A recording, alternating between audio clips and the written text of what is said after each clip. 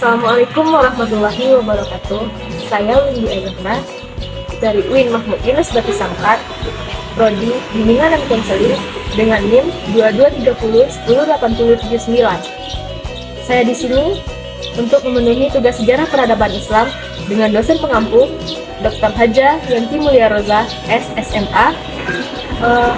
Di sini saya akan menceritakan sedikit sejarah peninggalan Islam yang berada di Tanah Datar, yaitu Masjid Raya Rau-Rau. Masjid Raya Rau-Rau merupakan salah satu masjid tertua di Indonesia yang masih kokoh berdiri hingga saat ini.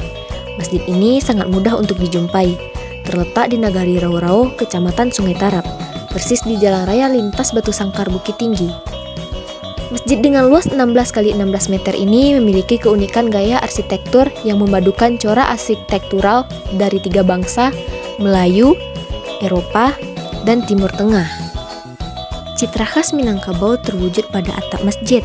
Atap masjid tersusun tiga, terbuat dari seng, dan di atasnya terdapat menara berbentuk segi empat, beratap gonjong empat yang mengarah pada empat penjuru mata angin.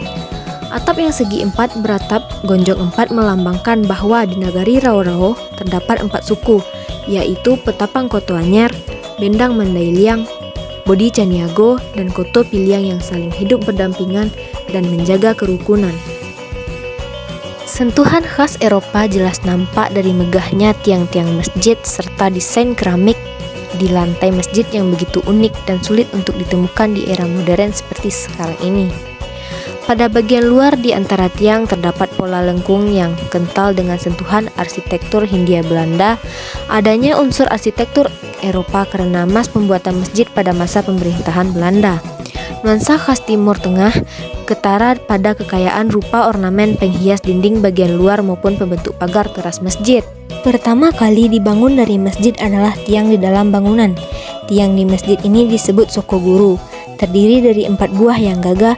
Keempat tiang tersebut menunjukkan jumlah nenek mama yang ada di Nagari Rau-Rau, yaitu Caniago, Bendang Mandailiang, Koto Piliang, dan Petapang Kato Ampe, sama seperti filosofi atap tumpang masjid, gonjong menara masjid, dan pintu masuk masjid yang masing-masing berjumlah 4 buah. Selesainya pembangunan masjid 1916 belum sepenuhnya sempurna karena lantai masjid belum dimarmer. Belum terwujudnya lantai marmer karena terkendala masalah dana, sehingga para pemuka nagari datang ke Malaysia untuk mencari sumbangan dana pemasangan marmer lantai yang akhirnya disanggupi. Lantai marmer pemesanannya di Eropa, tepatnya di Italia. Proses pengiriman dilakukan langsung dari negara Italia dengan menggunakan kapal yang kemudian sempat singgah di Malaysia, Selat Malaka. Dari Malaysia dilanjutkan menuju Padang Pelabuhan Teluk Bayur, yang dilanjutkan dengan kereta api menuju Piladang Payakumbuh. Dari Piladang dilanjutkan menggunakan pedati menuju Nagari Rau-Rau. Jendela pada masjid ini berjumlah 13. Jumlah jendela tersebut memiliki makna perwujudan 13 rukun sholat. Selain jendela terdapat 6 buah pintu. 6 pintu itu memiliki perwujudan 6 penciptaan masa alam. Tahun 1932 selesainya pembuatan mihrab. Mihrab di Masjid Rau-Rau cukup unik di mana terdapat ornamen berupa pecahan-pecahan kaca yang merupakan pecahan kaca dari keramik kepunyaan keluarga Haji Mutahib yang pecah saat gempa 1926. Keunikan lain dari mihrab terdapat 2 tiang yang berbeda bentuk. Tiang tersebut melambangkan destar penghulu dan tiang satunya melambangkan sorban alim ulama. Makna dari kedua tiang tersebut menunjukkan keselarasan antara ajaran adat dengan ajaran agama yang disampaikan oleh khotib di dalam mimbar.